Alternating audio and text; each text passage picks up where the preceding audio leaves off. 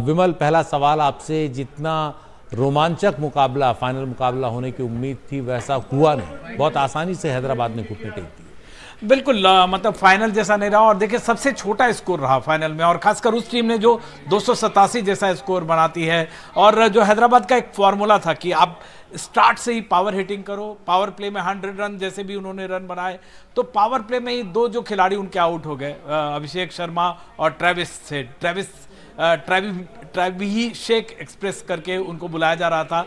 और ये पेयर जैसे ही आउट हुआ, गौतम गंभीर और जो कोलकाता की रणनीति थी, जाहिर तौर पे जब भी कोई टीम इस तरह की टीम के साथ खेलती है तो, और उस टीम का जो सबसे की फैक्टर थे, जो पावर प्ले में पावर हिटर दोनों ओपनर का चलना, उस फैक्टर को उन्होंने न्यूट्रलाइज किया। और इसके बाद कोलकाता के लिए ज़्यादा मुश्किल नहीं रही। 113 का स्कोर चेज करना, कोलकाता ने भी मतलब 260 जैसे स्कोर इस टूर्नामेंट में बनाए।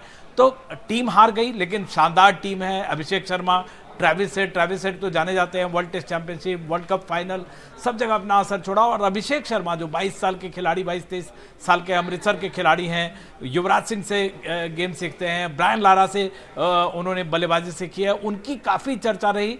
200 से ज़्यादा के स्ट्राइक रेट से उन्होंने पूरे टूर्नामेंट में बल्लेबाजी की। और कई लोग उनको कहते रहे कि शायद इस जो T20 की टीम सेलेक्ट हुई है, टीम इंडिया की जो चली गई है, उसमें उनको जगह मिल सकती थी। लेकिन ये एक थोड़ा बोल्ड डिसीजन होता। लेकिन ये ज़रूर है कि इस खिलाड़ी ने अपनी पहचान बना दी है। अभी जो नेक्स्ट IPL का जो ऑक्शन होगा, उसमें इनका भाव बढ़ा रहेगा। कौन सी टीम रहती है, हैदराबाद उन्हें रिटेन करता है, ये देखने वाली बात होगी। लेकिन बहुत अच्छी पहचान बने। और पूरे टूर्नामेंट में हैदराबाद ने एक तरह से डायमेंशन चेंज कर दिया इस पूरे टूर्नामेंट का। 260 से 250 से 3 बार बड़े स्कोर बनाए, 260, 270 इस जैसे स्कोर को बनाकर उन्होंने साबित कर दिया कि भाई 200 विनिंग टारगेट नहीं है T20 का। अब T20 के विनिंग टारगेट के लिए आपको 225 से ऊपर का सोचना होगा, और तब दूसरी टीम को दबाव में रखना होगा, उसके बाद भी चेंज हो सकता है। यह बहुत बड़ी बात रही। जरूर कोलकाता के टीम की तारीफ करनी होगी। 3 बार उन्होंने खिताब जीता, 2 बार बतौर कप्तान गंभीर ने जिताया, और ये तीसरी बार जिताया। और आपको बता दूं कि कल जो आज 26 तारीख है, कल जो है लास्ट डेट है आवेदन भरने का, जो टीम इंडिया का सिलेक्शन होगा। और गौतम गंभीर पे सबकी नज़र है, BCCI की भी नज़र है। एक प्रोसेस है, लेकिन उस प्रोसेस में फिलहाल तो जाहिर तौर पे, और इस खिताब के बाद तो और भी आगे नज़र आ रहा है। जी, मेरी सहयोगी साक्षी पुंडीर भी मेरे साथ हैं। साक्षी, पूरा IPL आपने बहुत ही करीबी से देखा, एक एक गेंद आपने। आज के मैच का टर्निंग पॉइंट कब शुरू हुआ? किसको आप मैच का टर्निंग पॉइंट बोलते हैं? हैदराबाद को बहुत ज़्यादा सपोर्ट कर रही थी पूरे टूर्नामेंट में। मैं शुरुआत से बोल रही थी कि हैदराबाद ऐसी टीम है जो ये IPL का खिताब जीत सकती है। लेकिन आज के उनके परफॉर्मेंस से मैं बहुत ज़्यादा डिसअपॉइंट हुई हूँ। अगर आप टर्निंग पॉइंट की बात करें तो टर्निंग पॉइंट मेरे हिसाब से जो पावर प्ले में मिचेल स्टार्क ने 2 विकेट लिए हैं उनके, वो बहुत ही मेजर उनका सेटबैक हुआ है हैदराबाद का। शुरुआती पावर प्ले में 3-4 विकेट गंवा देना, और फिर ऐसा लगा कि टीम संभल ही नहीं पाई। हर प्लेयर ने, हर गेंदबाज ने बहुत ही अच्छा प्रदर्शन किया। और कोलकाता की ओर से मतलब आज उनके सामने बड़ी चुनौती थी नहीं, लेकिन जो भी बल्लेबाज थे उन्होंने तब भी शानदार प्रदर्शन अपनी तरफ से किया। बिल्कुल बिल्कुल। शुरुआत में ऐसा लगा कि शायद पिच की थोड़ी पिच ख़राब है, ऐसा हो सकता है कि कम टोटल भी चेंज हो सकता है। लेकिन जिस तरह से आके कोलकाता ने बैटिंग की है, बहुत ही शानदार बल्लेबाजी की। जिस तरह से एक बार भी ऐसा लगा कि हैदराबाद मैच बिल्कुल नहीं। वेंकटेश अय्यर और रहमान गुरबाज ने जिस तरह से बैटिंग की, ऐसा बिल्कुल नहीं लगा कि कहीं भी हैदराबाद के पक्ष में ये मैच जा सकता है। शुरुआत में जब कमिंस ने आके सुनील नारायण का विकेट लिया तो लगा कि शायद हैदराबाद वापसी कर सकती है, लेकिन पूरा मैच एक तरफा मैच रहा, और एक तरफा मैच कोलकाता ने जीता। और कुछ लोगों की भी प्रतिक्रियाएं आ रही हैं, क्रिकेट के जो प्रशंसक हैं वो भी कुछ अपनी राय रख रहे, सुनते हैं। என் பேர் சாஸ்வத், கொளத்தூர்ல இருந்து வரேன், சென்னை. நல்லா இருந்துச்சு, ஃபன்னா இருந்துச்சு. இன்னைக்கு 6 SRM. நான் KKR fan, first CSK fan, ஒரு KKRக்கு மாறிட்டேன் இன்னைக்கு. அதனால இன்னைக்கு நல்லா போச்சு மேட்ச். நான் நினைச்சு பார்க்கல 113 முடிப்பாங்கன்னு.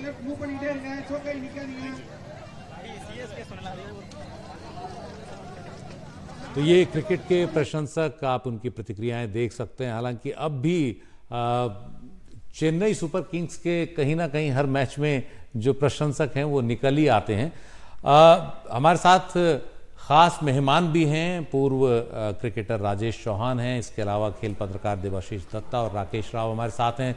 आप सभी का बहुत बहुत स्वागत है। देवाशीष दा, क्या आपको लगा कि हैदराबाद इतना कमजोर परफॉर्मेंस देगा? आपको उम्मीद रही थी कि इतना कमजोर होगा मैच? कभी ऐसा होता है, कभी कभी ऐसा होता है, बड़े टीम भी चूक जाता है, तो ऐसा ही हुआ है।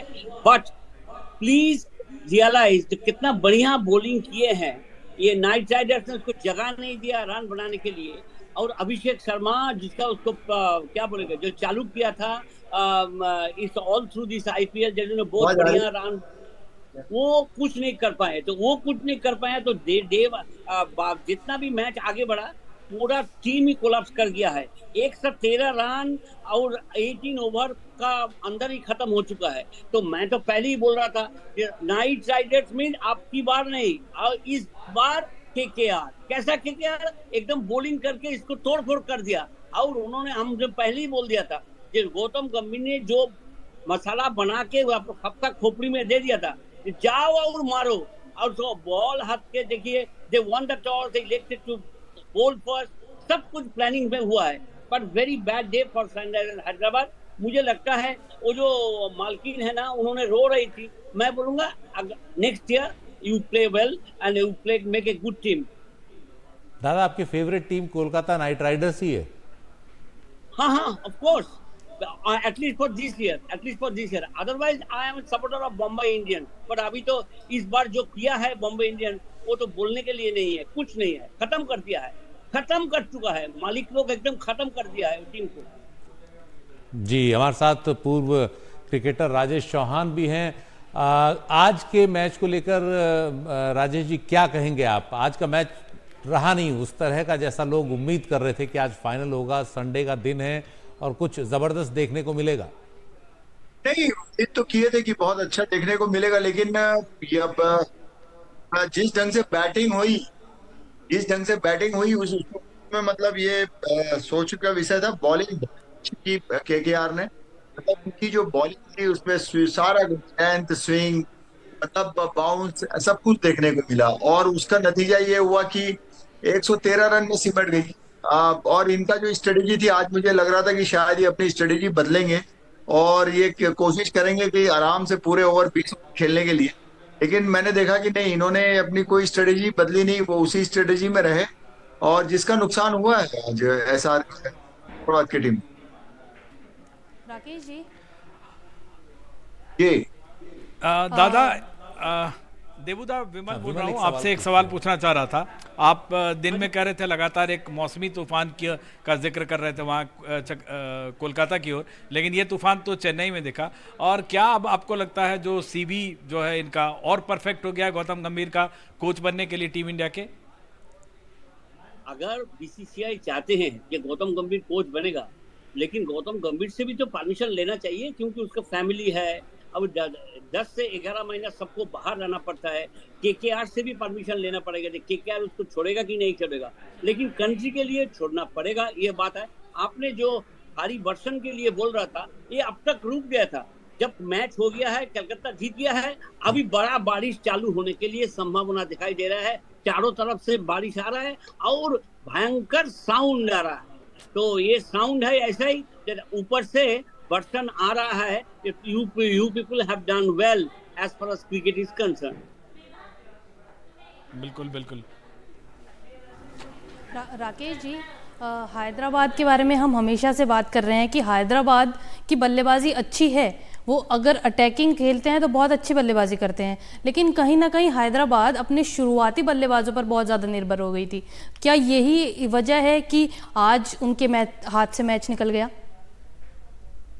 नहीं, ये तो हम इवेंट के बाद ये कहना बड़ा इजी है, क्योंकि अगर आप पिछला मैच देखें जहां पे मतलब पिछले से पिछला मैच ट्रेविस हेड ने 2 मैचेस में कोई रन नहीं बनाया, उसके बावजूद भी उन्होंने 200 रन बोर्ड पे लगा दिए थे।